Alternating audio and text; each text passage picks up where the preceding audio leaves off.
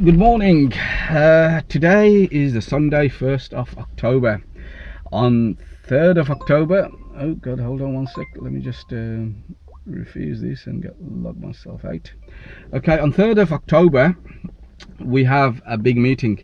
This is when Uber CEO Dara Shahi is coming over to have a meeting with Tim Morris of TFL, and basically to iron out everything that's happened over the last couple of weeks to do with Uber's license being revoked. So today I just want to discuss how I see things, and also in depth into the activities Uber gets up to at the same time. So firstly, you've had a very apologist letter from Uber saying how they were going to put everything back together for all Londoners concerned, how they're going to learn from all this, and how they're going to make sure something like this doesn't happen again. So, but at the same time, we also know TFL is also into this as well. At the same time, we know how they colluded with Uber on many occasions, and this goes back into the previous government, where David Cameron and you remember George Osborne era, where they actually lobbied TFL for the Deregulation Act of September 2015, opening all the borders and all sorts. So once that happened, Uber had a very massive, aggressive recruitment campaign going through what they call the Ignition program, where they recruited anyone and everyone really, long as they met their criterias. And obviously one of these criterias was the DBS and the health check that needed to be done as well at the same time. And because of the volume that was coming through that Ignition program, TFL basically couldn't handle all this, and Uber offered them a helping hand, which they agreed to, and that's where the problem is. But you have to understand how powerful this TFL is. This is a government within a government itself. It's backed by obviously Sadiq Khan, who is a chairman of TFL. So he sees everything, and hence why he's backing TFL with their decision. I mean, he couldn't actually go against them.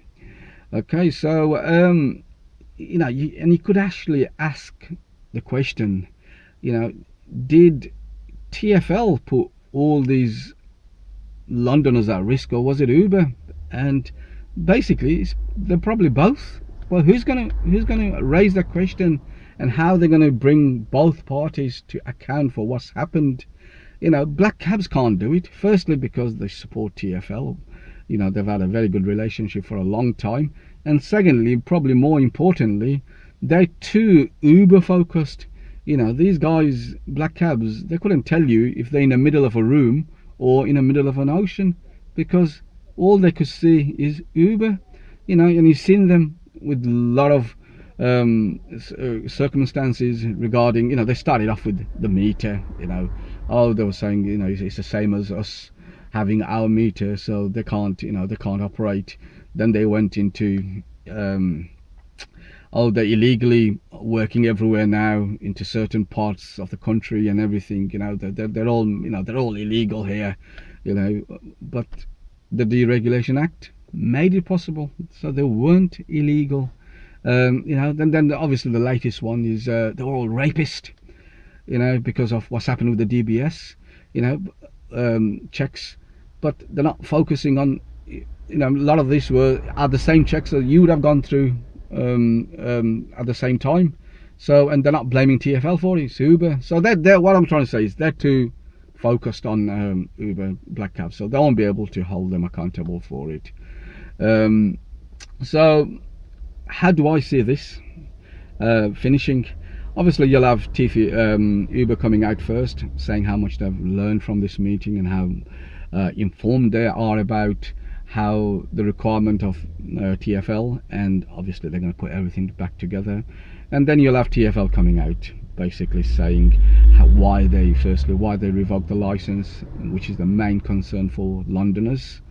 But as I discussed earlier, you know, a lot of it is their fault at the same time, and also how they think Uber's providing a very good service for Londoners, and they're doing a lot for the future, and they would like them to stay long as they meet the requirement, which obviously Uber's going to meet anyway.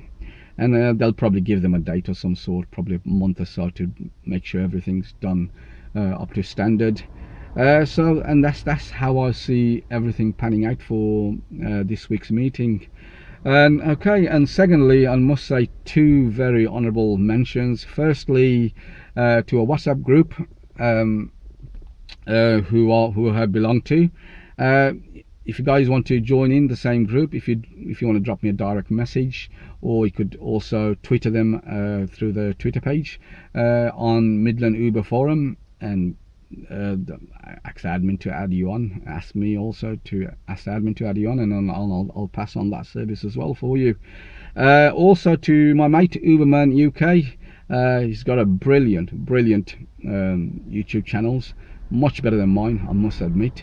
If you guys want to subscribe, please do. And also he's considering quitting Uber for whatever reason, and so if you drop him a message saying look, we want you to stay in working for Uber, I think I'll appreciate that, and I think he'll appreciate you as well. Anyway, that's the video for tonight. Bye bye now.